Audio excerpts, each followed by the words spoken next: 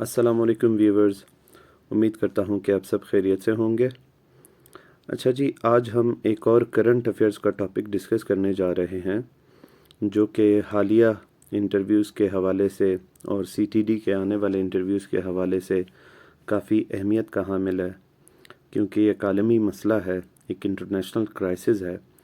तो most probably इसके हवाले से कैंडिडेट से सवालात किए जाएंगे, और जहाँ तक मेरा ख़्याल है इसमें एनालिटिकल क्वेश्चंस ज़्यादा होंगे। वैसे तो ये एक बहुत ही बड़ा मसला है, इंटरनेशनल क्राइसिस है, तो इसके बहुत सारे एस्पेक्ट्स भी हैं। ये एक जियोपॉलिटिकल मसला भी है, ये एक जियो स्ट्रैटेजिक मसला भी है, और ये एक जियो इकोनॉमिक मसला भी है। क्योंकि हम इसे इंटरव्यू के हवाले से डिस्कस कर रहे हैं, तो मैं बहुत ज़्यादा इसके डेप्थ में नहीं जाऊंगा, क्योंकि फिर वो इंटरव्यू के कैंडिडेट्स के लिए काफ़ी कंफ्यूजिंग हो जाता है। मैं कोशिश करूंगा कि इसे बीपीएससी के इंटरव्यू को मद्देनज़र रखते हुए डिस्कस करूं, जो जो ज़रूरी चीज़ें हैं वो आपको बताऊं, ताकि आप इंटरव्यू में इसके हवाले से अच्छा खासा जवाब दे सकें, अगर इस टॉपिक को लेकर आपसे क्वेश्चंस किए जाते हैं तो। जी, आज का हमारा जो टॉपिक है वो है रशिया यूक्रेन क्राइसिस के बारे में। अब रशिया यूक्रेन क्राइसिस जो है बहुत बड़ा मसला बन चुका है दुनिया के लिए। दुनिया परेशान है कि ऐसा ना हो कि इस क्राइसिस की वजह से तीसरी जंग अज़ीम यानी कि वर्ल्ड वॉर 3 शुरू हो जाए और फिर दुनिया के पास पछतावे के लिए कुछ भी ना बचे। तो मैंने सोचा कि हम इस टॉपिक को जो है डिस्कस कर लेते हैं, और जो जो ज़रूरी चीज़ें हैं इसके बारे में वो मैं आपको बता दूं। तो चलिए अपने टॉपिक को शुरू करते हैं। इस टॉपिक के हवाले से जो सबसे पहली चीज़ आपको पता होनी चाहिए वो है यूक्रेन के बारे में बुनियादी मालूमात। यूक्रेन जो है एक मुल्क है ईस्टर्न यूरोप के अंदर। यूरोप के ईस्टर्न साइड पे जो है ये वाक़ है। इसके बॉर्डर्स रशिया के साथ लगते हैं, और इसकी एस्टिमेटेड पॉपुलेशन जो है वो 4,16,67,336 बताई जाती है। इसका जो कैपिटल है उसे कीव कहते हैं, और यूक्रेन जो है दो पोर्शंस के अंदर मोस्टली डिवाइडेड है। यूक्रेन का जो वेस्टर्न पोर्शन है, जो ऑलमोस्ट 70% बनता है यूक्रेन का, वो प्रो वेस्ट है, प्रो अमेरिकन है और प्रो यूरोपीय यूनियन है। और यूक्रेन का जो ईस्टर्न साइड है, जो कि तकरीबन 30 से 35% बनता है, वो प्रो रशिया है। यानी कि वेस्ट जो है वो वेस्टर्न साइड जो है वो वेस्ट को सपोर्ट करता है और अमेरिका को सपोर्ट करता है, और यूरोपीय यूनियन का और अमेरिका का साथी बनना पसंद करता है।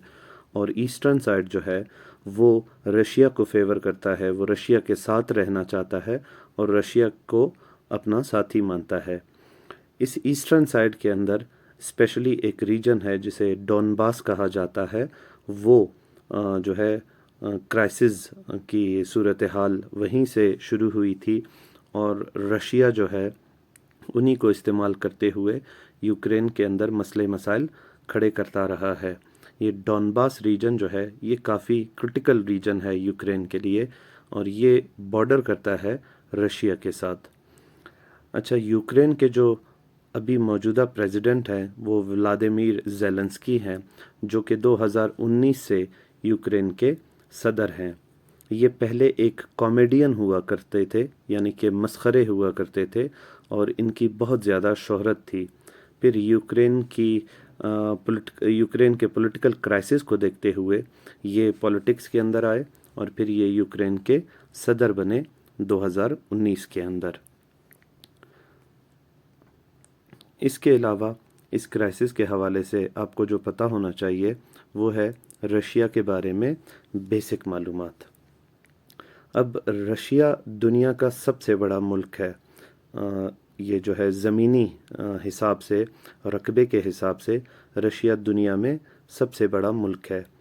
और रशिया जो है एक यूरो एशियन कंट्री है, यानी कि ये यूरोप में भी वाक़ है और एशिया में भी वाक़ है।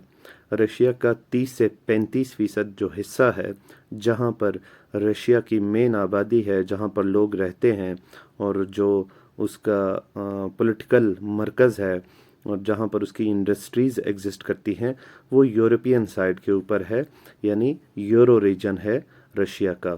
اور رشیا کا جو ایشین ریجن ہے جسے سائبیرین ریجن بھی کہا جاتا ہے، وہ 60 سے 65% یا 70% بنتا ہے، وہ ایشیا کے سائڈ پر ہے۔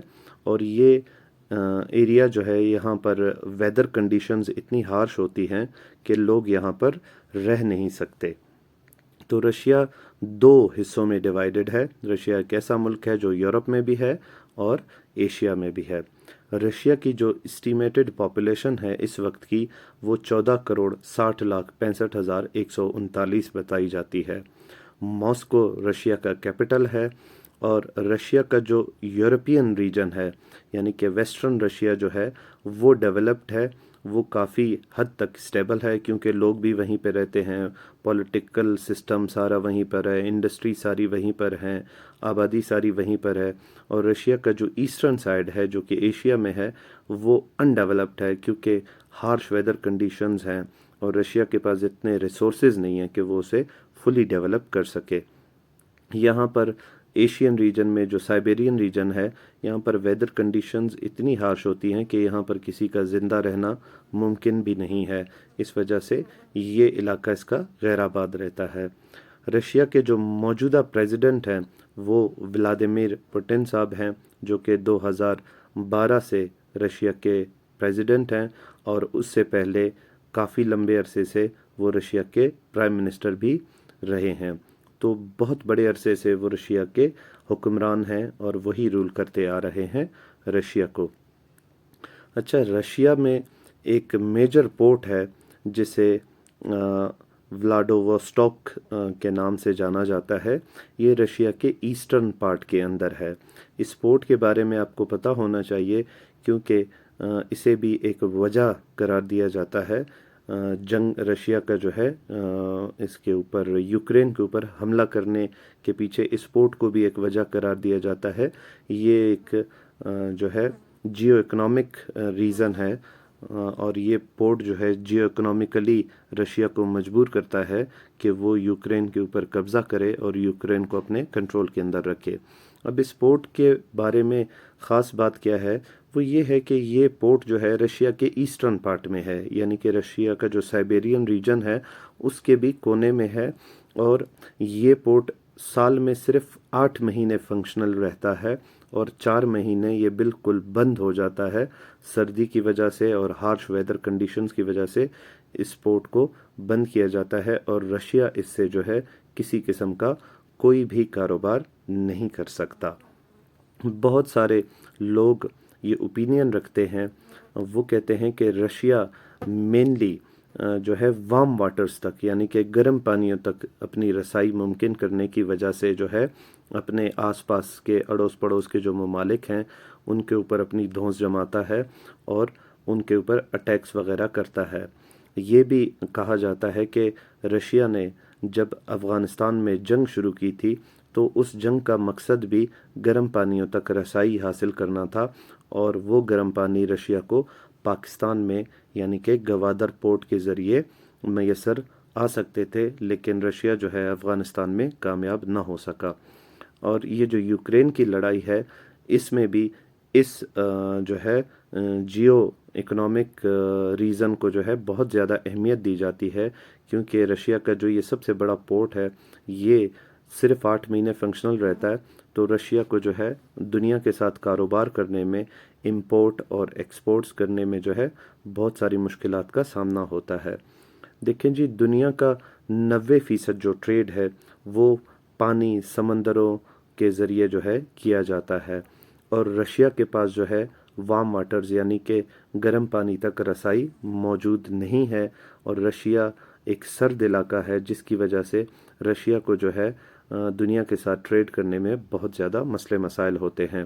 اور یہ رشیا کا جو یہ پورٹ ہے یہ چونکہ ایسٹرن سائڈ پہ ہے، تو اور رشیا کی جتنی بھی فیکٹریز ہیں وہ رشیا کے ویسٹرن سائڈ پہ ہیں، تو اگر رشیا اس کے تھرو ٹریڈ کرتا ہے، جو کہ اکثر رشیا کرتا ہے، وہ رشیا کو بہت مہنگی پڑتی ہے۔ مہنگی اس وجہ سے پڑتی ہے کہ رشیا کے ویسٹرن سائڈ سے اس پورٹ تک ایک ٹرین کا راستہ ہے جس کے تھرو سامان کو لایا جا سکتا ہے آگے ایکسپورٹ کرنے کے لیے، तो उस ट्रेन को वेस्टर्न साइड से इस पोर्ट तक पहुंचने में 6 दिन का वक्त लगता है। 6 दिन ट्रेडिंग के हवाले से एक बहुत बड़ा टाइम है। इसमें ना सिर्फ वक्त ज़ाया होता है रशिया का, बल्कि रशिया को इस तरह से ट्रेड करना बहुत महंगा भी पड़ता है।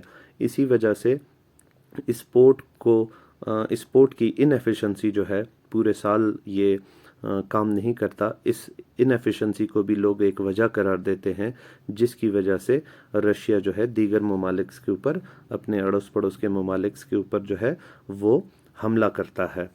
तो ये तो थी रशिया के बारे में थोड़ी बहुत मालूमात।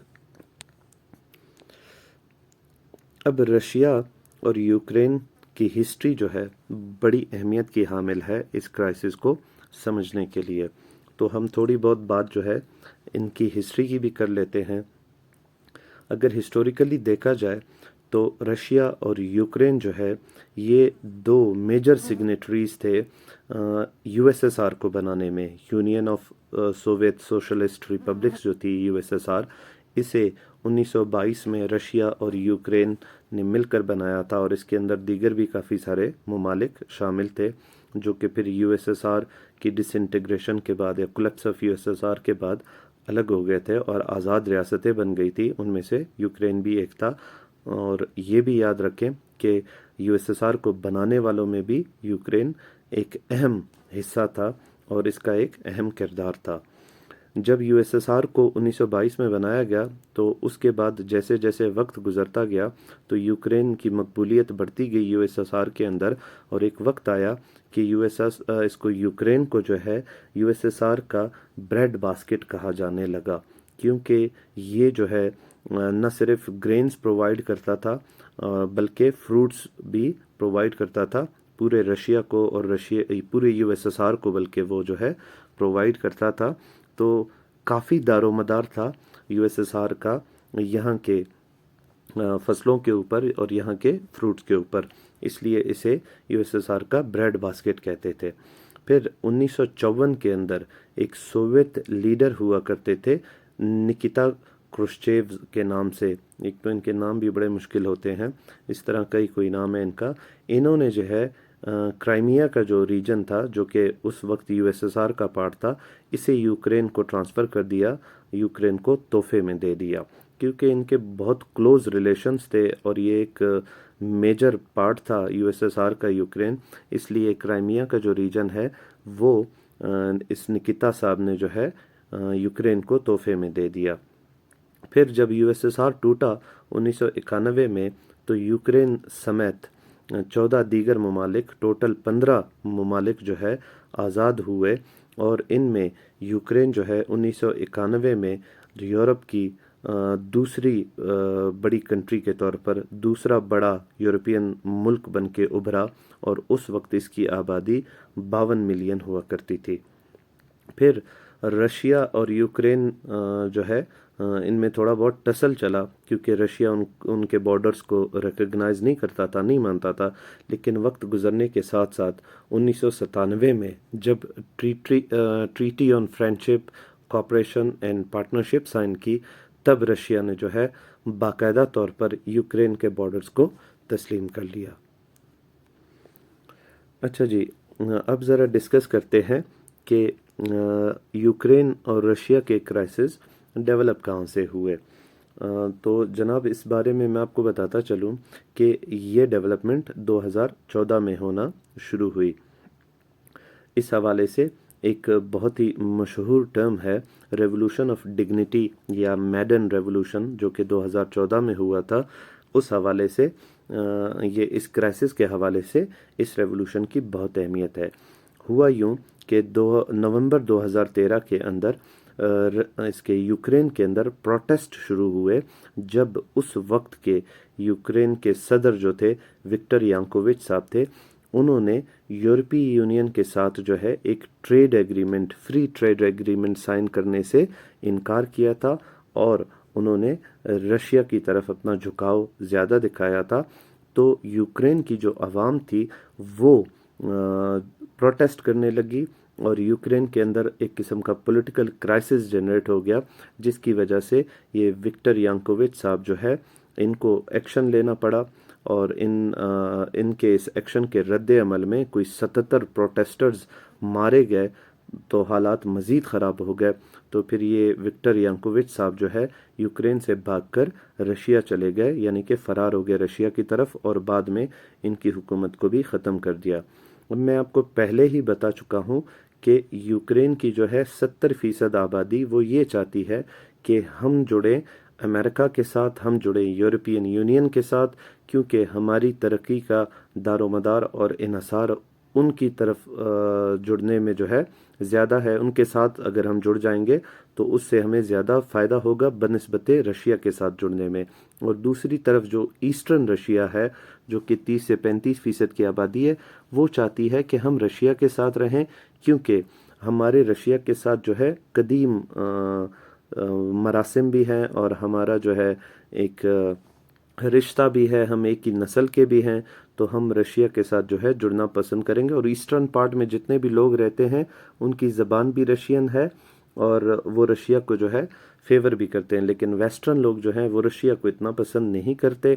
वो जो है यूक्रेन के जो वेस्टर्न पार्ट के लोग हैं वो अमेरिका को ज़्यादा पसंद करते हैं और यूरोपीय यूनियन को ज़्यादा पसंद करते हैं। इसलिए जब ये जो उनके यूक्रेन के उस वक्त के सदर थे विक्टर यानुकोविच, जब इन्होंने यूरोपीय यूनियन के साथ फ्री ट्रेड एग्रीमेंट साइन करने से इनकार कर दिया, तो ये सारे प्रोटेस्ट करने लगे, और आखिर में जो है विक्टर यानुकोविच साहब को रशिया की तरफ फरार होना पड़ा और उनकी हुकूमत ख़त्म हो गई। फिर वहाँ पर एक इंटरिम हुकूमत आई जो कि प्रो वेस्टर्न थी, प्रो अमेरिकन थी।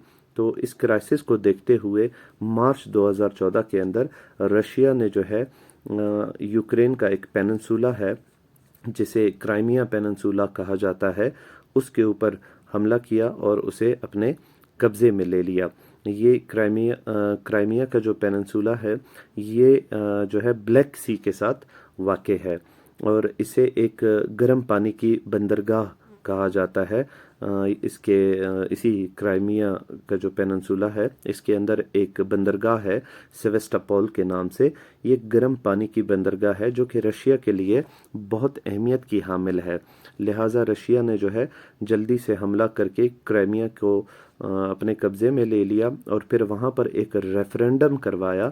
तो उस रेफरेंडम के अंदर जो है ज़्यादातर लोगों ने 90% से भी ज़्यादा लोगों ने जो है वोट किया रशिया के फेवर में, क्योंकि ये क्राइमिया भी जो है रशिया को फेवर करता है और यहाँ पे भी रशियन ओरिजिन के लोग रहते हैं। तो इस के रद्द अमल में फिर अमेरिका ने और यूरोपीय यूनियन ने जो है सख्त पाबंदियां लगाई थी रशिया के ऊपर, लेकिन उन पाबंदियों का रशिया के ऊपर कोई ख़ास असर नहीं पड़ा, और क्राइमिया का जो हिस्सा है, या जो वो क्राइमिया का जो एरिया है वो अभी भी रशिया के कंट्रोल में है, वो यूक्रेन के कंट्रोल में नहीं है।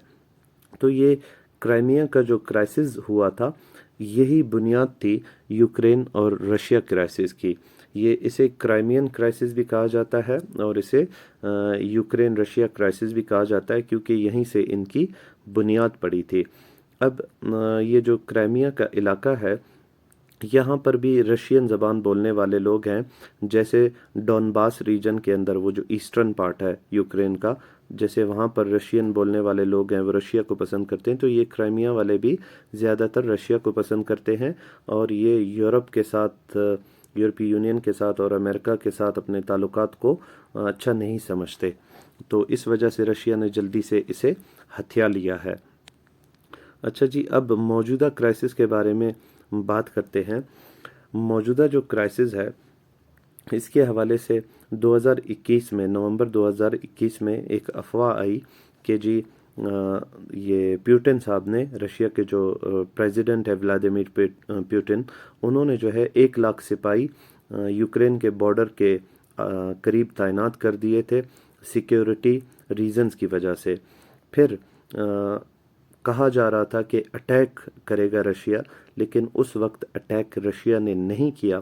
और इस हवाले से बहुत सारे लोग ये दावा करते हैं कि रशिया ने तब अटैक इस वजह से नहीं किया क्योंकि چائنا میں بیجنگ اولمپکس ہو رہے تھے اور چائنا نہیں چاہتا تھا کہ ریجن کے اندر کوئی ایسی وار لائک سچویشن ہو جس کی وجہ سے بیجنگ اولمپکس کے اوپر کوئی اثر پڑے. تو یہ کہتے ہیں کہ رشیا اور چائنا چونکہ بہت قریبی دوست ہیں، اس لیے رشیا نے جو ہے چائنا کے مشورے پر عمل کرتے ہوئے اس وقت اٹیک نہیں کیا اور اپنے اٹیک کو جو ہے پوسٹ پون کر دیا. پھر 2022 میں جو ہے 21 فروری 2022 کو رشین پریزیڈنٹ ولادیمیر پوٹن صاحب نے جو ہے ٹی وی پر ایک اناؤنسمنٹ کی اور انہوں نے کہا کہ یہ جو ڈونباس ریجن ہے یہاں پر 2 ڈسٹرکٹس ہیں، ایک ہے ڈونیسک پیپلز ریپبلک اینڈ دوسرا ہے لوہانسک پیپلز ریپبلک. اچھا، اب یہ پیپلز ریپبلک کا نام جو ہے ان کو ولادیمیر پوٹن صاحب نے دیا ہے. ایکچولی ان کو ڈونیٹسک اور لوہانسک کے نام سے جو ہے پکارا جاتا ہے، لیکن ولادیمیر پوٹن صاحب نے یہ کہا کہ کیونکہ یہ علاقے جو ہے یوکرین کی سرکار کو نہیں مانتے اور یہ یوکرین کی سرکار کے کنٹرول میں نہیں ہے، لہٰذا میں ان علاقوں کو آزاد تسلیم کرتا ہوں بطور رشیا کے صدر. اور لہٰذا بلکہ ان کے کہنے کا مطلب یہ تھا کہ رشیا جو ہے ان کی آزادی کو قبول کرتا ہے اور انہیں آزاد ریاستیں مانتا ہے، اور یہ یوکرین کی اس کے گورنمنٹ کے انڈر نہیں آتے اور نہ یہ یوکرین کی ریاستیں ہیں. تو پھر اس حوالے سے یہ اپڈیٹ آنا شروع ہوئی کہ یہ جو پریزیڈنٹ ہے ولادیمیر زیلنسکی یوکرین کے، انہوں نے کہا کہ رشیا جان بوجھ کر ان علاقوں کی انڈیپینڈنس کو قبول کر رہا ہے، انہیں آزاد قرار دے رہا ہے کیونکہ رشیا ہی ان کو سپورٹ کرتا ہے. یہاں پر رشین سپورٹڈ جو ہے ریبلز ہیں جو کہ حکومت کے خلاف لڑ رہے ہیں، اور رشیا ان کو اکنامیکلی اور ملیٹریلی دونوں طرح سے سپورٹ کرتا ہے. اور رشیا نے جان بوجھ کر یہ کرائسس وہاں پر کریٹ کی ہوئی ہیں، اور اب ان کی آزادی کا اعلان کرنا یہ ہمارے اندرونی معاملات کے اندر مداخلت والی بات ہے. اور اس بات میں کوئی شک نہیں ہے کہ یہ دونوں جو علاقے ہیں، ڈونیٹس کا علاقہ اور لوہانس کا جو علاقہ ہے، یہ دونوں پرو رشین علاقے ہیں اور یہ ایسٹرن یوکرین کے اندر ہیں اور ان کا بارڈر بھی رشیا کے ساتھ لگتا ہے. تو اس میں کوئی شک نہیں کہ رشیا ان کی مدد کرتا ہوگا اور رشیا ان کو اسلحہ وغیرہ اور جو ہے فائنینشیل سپورٹ دیتا ہوگا کہ یہ یوکرین کی حکومت کو ٹف ٹائم دیں. اور اب اسی وجہ سے رشیا نے ان کو آزاد بھی تسلیم کر لیا ہے تاکہ رشیا کے پاس پھر ان کو پروٹیکٹ کرنے کا کوئی بہانہ ہو اور رشیا جو ہے اٹیک کر سکے. اور اسی طرح پھر دنیا نے دیکھا کہ ٹھیک ان کی آزادی کا اعلان کرنے کے 4 دن بعد جو ہے رشیا نے 24 فروری 2022 کو باقاعدہ یوکرین کے اوپر حملے شروع کر دیے. اور پھر دنیا نے دیکھا کہ یوکرین کے پریزیڈنٹ ولادیمیر زیلنسکی جو ہے انہوں نے بیان دیا کہ ہمارا 20% ایریا جو ہے رشیا کے کنٹرول کے اندر ہے. اور پھر جب عالمی طاقتوں نے، خاص کر امریکہ بہادر نے اور ہمارے جو یورپی یونین والے صاحبان ہیں، جب انہوں نے رشیا کے اوپر سینکشنز لگائی، رشیا کو دھمکانا شروع کیا اور رشیا کے اوپر پریشر ڈالا کہ وہ یوکرین میں جنگ کو جو ہے ختم کرے اور اس طرح کے ظلم و بربریت کو ہوا نہ دے، تو رشیا نے پھر جو ہے نیوکلر جنگ کی جو ہے دھمکی بھی دے دی. یعنی کہ رشیا نے کہا کہ اگر کوئی ہمارے معاملات کے اندر انٹرفیئرنس کرے گا تو یہ جو ہے ایٹامک جنگ کی شکل اختیار کر سکتا ہے یہ یوکرین کرائسس. اور اس میں کوئی شک نہیں ہے کہ یہ ایک بہت بڑا کرائسس ہے. اور رشیا بارہا ان کو جو ہے کہتا ہوا آیا ہے امریکہ کو اور یورپ کو کہ یوکرین جو ہے ریڈ لائن ہے، جس نے اس ریڈ لائن کو کراس کیا تو پھر اس کے انجام کا ذمہ دار بھی وہ خود ہی ہوگا اور اس کے انجام کا ذمہ دار رشیا کو نہیں ٹھہرا جائے گا. اب یہاں پر جو بات سمجھنے والی ہے وہ یہ ہے کہ آخر رشیا یوکرین کے اوپر حملہ اس نے کیوں کیا اور رشیا کے لیے یوکرین کیوں اہم ہے، رشیا کے لیے کریمیا کیوں اہم ہے. کرائمیا کے بارے میں تو بیسیکلی میں آپ کو بتا چکا ہوں کہ وہاں پر ایک وارم واٹر پورٹ ہے سیوسٹاپول کے نام سے، وہ رشیا کے لیے بہت اہمیت کا حامل ہے. اب یوکرین کی بھی بات کرتے ہیں کہ یوکرین رشیا کے لیے کیوں اہم ہے. اور اس حوالے سے آپ سے سوال بھی ہو سکتا ہے کہ بھئی رشیا کا یوکرین کے ساتھ کیا لینا دینا، اگر یوکرین یورپ کو جوائن کرنا چاہتا ہے امریکہ کو تو کر لے۔ دیکھیں جی، یوکرین کا یورپ کو جوائن کرنا، امریکہ کے گروپ کو جوائن کرنا رشیا کی سالمیت کے لیے ایک بہت بڑا خطرہ ہے، ایک نیشنل سیکیورٹی تھریٹ ہے رشیا کے لیے۔ دنیا میں دو بڑے بلاک ہیں پولیٹیکلی، ایک ہے سوشلسٹ بلاک، ایک ہے کیپٹلسٹ بلاک۔ امریکہ اور یورپی یونین جو ہے کیپٹلسٹ بلاک کا حصہ ہے، اور رشیا اور چائنا جو ہیں یہ سوشلسٹ یا کمیونسٹ بلاک کا حصہ ہیں۔ یہ دونوں ایک دوسرے کے جانی دشمن ہیں اور صدیوں سے یہ جو ہے ایک دوسرے کے ساتھ لڑتے آ رہے ہیں۔ ان کی دشمنی آج کی نہیں ہے، بہت پرانی دشمنی ہے ان کی۔ اب اگر رشیا یوکرین کو اجازت دے دیتا ہے اور یوکرین جا کر جوائن کرتا ہے یورپی یونین کو اور امریکہ کے بلاک کو، تو اس کا مطلب یہ ہے کہ یوکرین نیٹو کا بھی ممبر بنے گا۔ جبکہ اس حوالے سے رپورٹس بھی آئی تھی کہ یوکرین نے باقاعدہ ریکویسٹ کی تھی، یہ ولادیمیر زیلنسکی صاحب جو ہیں اس کے یوکرین کے جو پریزیڈنٹ ہے، انہوں نے باقاعدہ نیٹو کو جوائن کرنے کی ریکویسٹ بھی کی تھی۔ تو اگر یوکرین امریکہ اور نیٹو اور یورپی یونین کا حصہ بن جاتا ہے تو اس کا یہ مطلب ہے کہ پھر نیٹو آ کر یوکرین کے اندر اپنے بیسز بنائے گی، اور یوکرین کے اندر بیسز بنانا ایسے ہے جیسے نیٹو جو ہے رشیا کے بارڈر کے ساتھ آ کے اپنے بیسز بنائے، جہاں سے وہ پھر 5 منٹ کے اندر رشیا کے کیپٹل ماسکو کو میزائلوں سے تہس نہس کر سکتا ہے، اور رشیا کے ہر قسم کی ایکٹیویٹی کے اوپر نیٹو چیک رکھ سکتا ہے، نظر رکھ سکتا ہے۔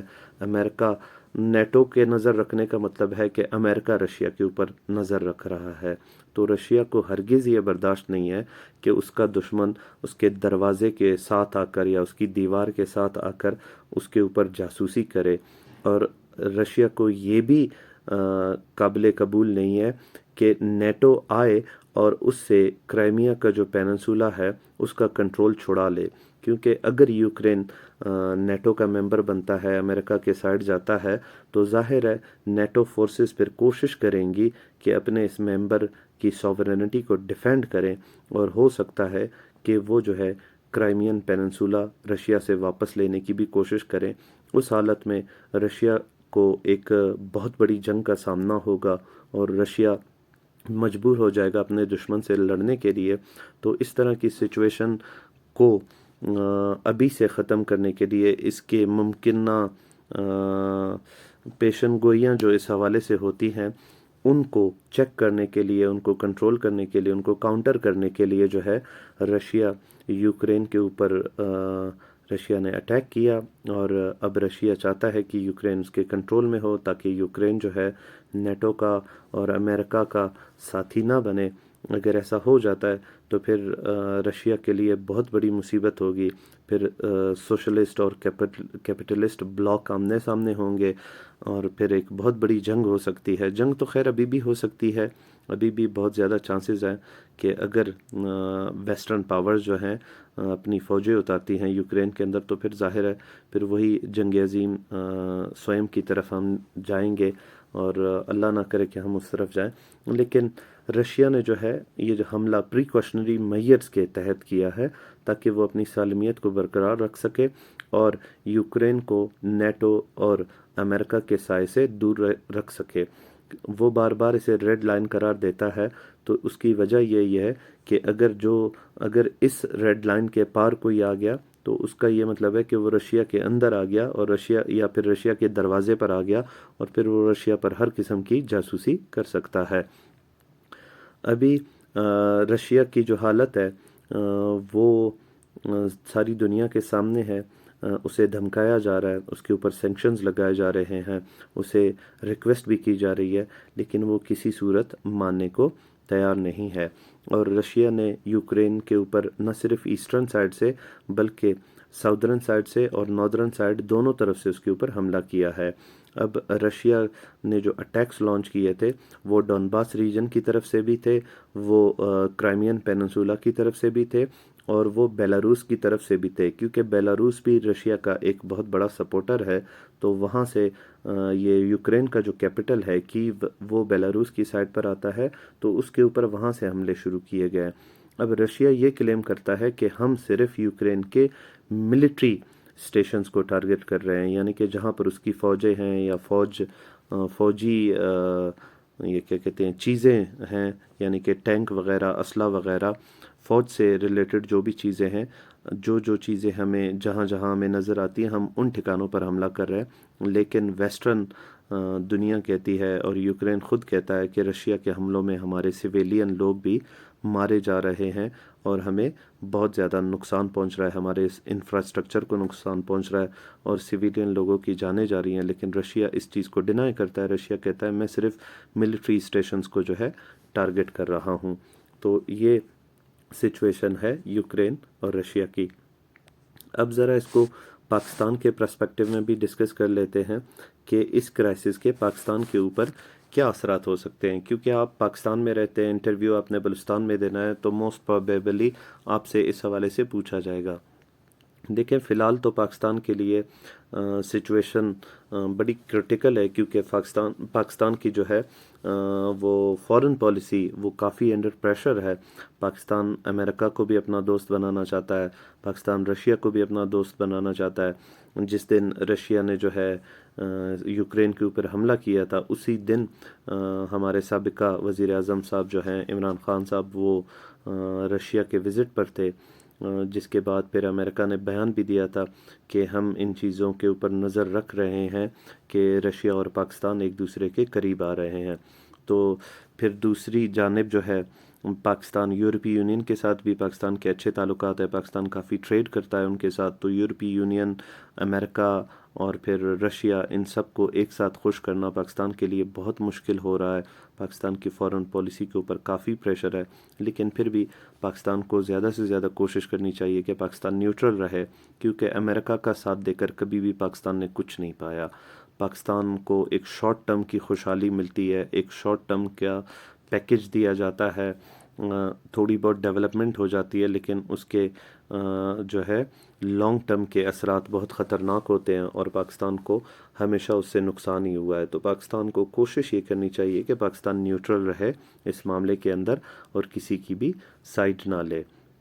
اور دوسرے جو امپیکٹس ہیں پاکستان کے اوپر، وہ پاکستان کی انڈسٹری کے اوپر، پاکستان کے ٹریڈ کے اوپر یہ امپیکٹ ہے کہ را مٹیریل کی شارٹیج ہو گئی ہے پاکستان کے اندر، اور بہت سارے کاروباری حضرات کو جو ہے بہت مشکلات کا سامنا ہے، کیونکہ پاکستان کافی سارا را مٹیریل جو ہے رشیا سے منگاتا ہے اور یوکرین سے بھی منگاتا ہے، تو اس جنگ کی حالت میں وہاں سے چیزوں کو امپورٹ کرنا پاسبل نہیں ہے اور مہنگی بھی ہیں، اس وجہ سے بزنس مین طبقے کو بہت زیادہ مشکلات کا سامنا ہے۔ اس کے علاوہ تیل کی قیمتوں میں اور گیس کی قیمتوں میں کافی اضافہ ہوا ہے۔ آپ دیکھ رہے ہیں کہ حکومت لگاتار اضافہ کرتی گئی تیل کی قیمتوں میں اور گیس کی قیمتوں میں، کیونکہ رشیا کو دنیا کا دوسرا بڑا آئل پروڈیوسر کہا جاتا ہے۔ جب دنیا کا دوسرا بڑا آئل پروڈیوسر حالت جنگ میں ہو اور اس کے اوپر سینکشنز لگے ہوں، تو ظاہر ہے اس کی جو آئل پروڈکشن ہے اس کے اوپر بھی اثرات اس کے آئیں گے، اور اس سے پھر ساری دنیا کے اوپر اس کے اثرات مرتب ہوتے ہیں۔ اسی طرح سے جو ہے گندم کی قیمت میں بہت اضافہ ہوا، کیونکہ پاکستان بہت زیادہ گندم امپورٹ کرتا ہے یوکرین سے۔ اب چونکہ یوکرین حالت جنگ کے اندر ہے اور گندم کے گوداموں کو بھی ٹارگٹ کیا جا رہا ہے رشیا کی جانب سے، تو پاکستان کو گندم کی امپورٹ میں بھی بہت زیادہ مشکلات ہو سکتی ہیں۔ اسی طرح جو ہے انرجی کی قیمتیں کافی بڑھی ہیں، کیونکہ ہماری انرجی موسٹلی گیس اور پیٹرول کے ساتھ لنکڈ ہے، تو جب پیٹرول اور گیس کی قیمتیں بڑھیں تو اس وجہ سے پھر یہ انرجی کی قیمتیں بھی آسمان کو جو پہنچی۔ بجلی کی قیمت میں 2 سے 3 مرتبہ اضافہ کیا گیا ہے، گیس کی قیمت میں بھی 2 سے 3 مرتبہ اضافہ کیا گیا ہے، تو یہ اس کے اثرات ہم دیکھ رہے ہیں پاکستان کے اوپر۔ اور پھر اس کے علاوہ جب پیٹرول کی پرائسز بڑھی اور چیزوں کی شارٹیج ہوئی اور را مٹیریل اویلیبل نہیں تھا، تو شدید مہنگائی ہمارے ملک میں دیکھنے کو مل رہی ہے۔ جس کا خمیازہ ہم سب بھگت رہے ہیں، مجھ سمیت آپ سب بھی بھگت رہے ہیں، تو یہ ہائی انفلیشن بھی اسی جنگ کی وجہ سے ہے۔ اس کے علاوہ پاکستانی اسٹوڈنٹس جو رشیا اور یوکرین میں پڑھتے تھے، اس جنگ کی وجہ سے ان کی تعلیم کے اوپر اثر پڑا ہے۔ یوکرین والے اسٹوڈنٹس تو تقریباً سب کو ایویکیویٹ کر دیا گیا ہے، وہاں سے نکالا گیا ہے یا وہ نکل گئے، اور رشیا سے بھی بہت سارے اسٹوڈنٹ جو ہے نکل رہے ہیں۔ تو یہ اس کے اثرات ہیں جناب۔